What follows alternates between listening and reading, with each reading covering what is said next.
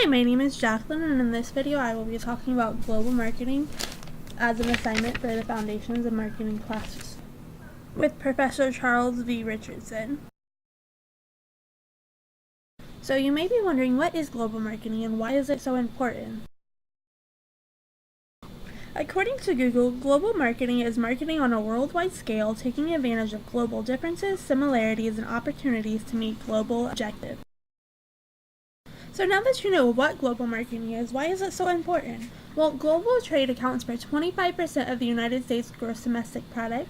It helps businesses expand and survive in competitive marketplaces, and it helps build employment. Now that I have explained global marketing and what it is, I'm going to be talking about the North American Free Trade Association and how it affects its member countries. The North American Free Trade Association, commonly abbreviated as NAFTA, is an agreement between Canada, Mexico, and the United States. It came into force in January of 1994. NAFTA is the world's largest free trade area. It connects 450 million people, and its member economies generates $20.8 trillion in gross domestic product each year. So what are some advantages of the North American Free Trade Association?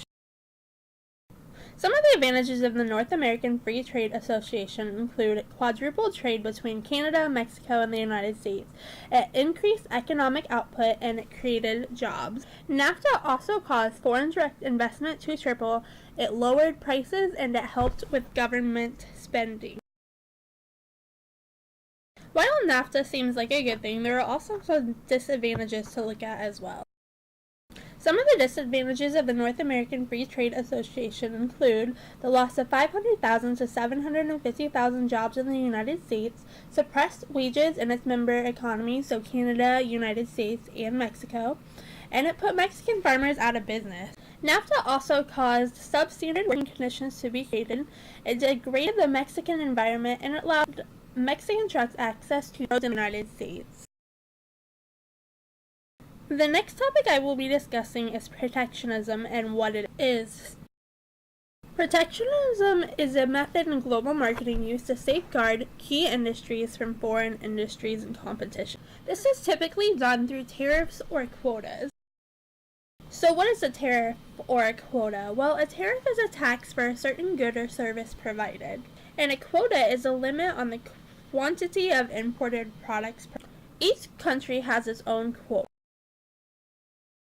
The problem with tariffs and quotas are that they limit global trade. The World Trade Organization was created because of the limits that tariffs and quotas placed on global trade. I will now be discussing the World Trade Organization and how it impacts global trade. The World Trade Organization was formed in 1995. It has 162 member countries currently, and it accounts for over 95% of the world's trade. The World Trade Organization was established 1 year after the North American Free Trade Association, and like NAFTA, its main purpose was to encourage trade by developing free trade zones. So how does a company even begin to enter the global market? So the first step a company must take is they must decide on how they are going to enter the global market. So there are 4 basic ways in which a company can enter the global market. They can enter the market by exporting, licensing, a joint venture, or a direct investment. The first way a company can enter the market is by exporting. Exporting is when a firm or company produces its goods in one country and sells it in another country. Exporting is the entry approach with the least amount of risk. It has the lowest financial commitment, but it also has the lowest potential for profit. The second way a company that can enter the global market that I will be discussing today is licensing.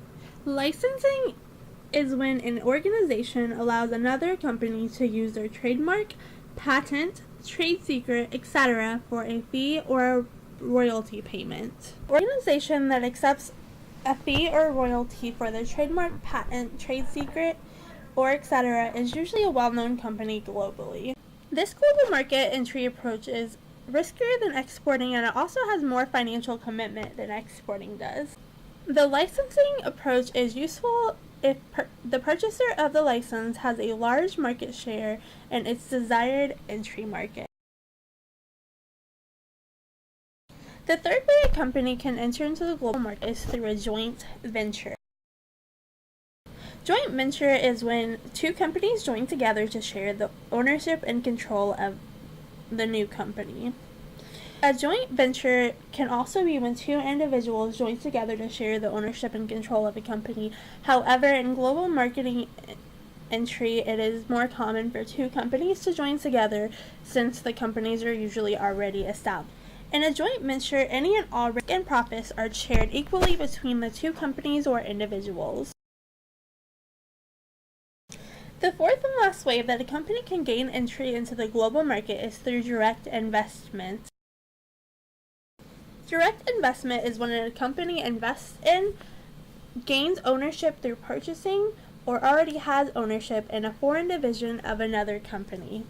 Direct investment is the riskiest option out of the four. It has the highest financial commitment out of the four ways to gain entry, but it also has the highest profit potential. Global marketing is a big part of businesses today.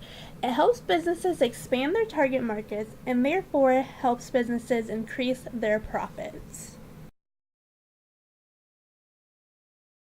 Here's a list of my works cited. This contains the websites that I got all of the information in this video from. It also includes the information for the textbook for the Foundations of Marketing Sinclair Marketing 2100 class with Professor Charles V. Richardson. I got information from this textbook as well.